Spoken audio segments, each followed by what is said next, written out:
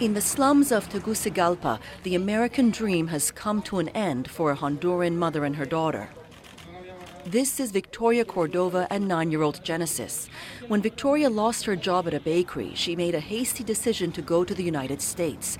The start of a new life, they thought, to get away from this shanty town scarred by poverty and drugs. No tengo trabajo, ya llevo 4 meses sin trabajo. I don't have any work. It's been 4 months without work. This is a part of what motivated me to go. The poverty, the insecurity. We see children who are very young, 12 and 13 years old, and they drug themselves.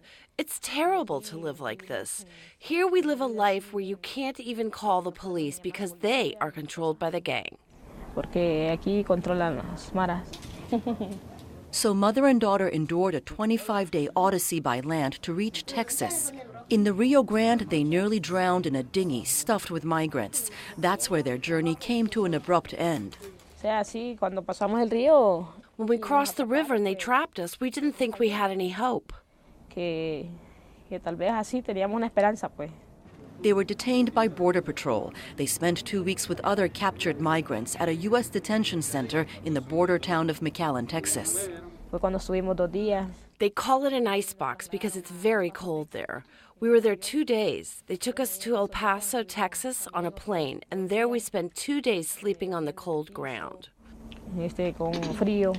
There were more than 50 people in that icebox, she says. Then Victoria and Genesis were placed onto the first flight back to Central America after U.S. President Barack Obama pledged to speed up the deportation of illegal minors. San Pedro Sula is where they were sent, the world's most murderous city. Victoria is cynical now about the politics around the U.S. immigration debate. Y tengo esperanza, pero las cosas se ven mal, pero I have hope, but things look bad. Only God can help. We don't know why the policies are what they are. They are just lies, only a trick. Solo nos engañan para obtener los votos y de ahí no vemos nada.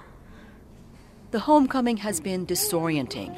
Victoria is still out of work, but now she owes a debt to a local criminal gang equivalent to nearly 2 years her old salary. So much focus is placed on the migrants detained in the U.S., so little attention paid to the plight of the migrants when they are forced to return.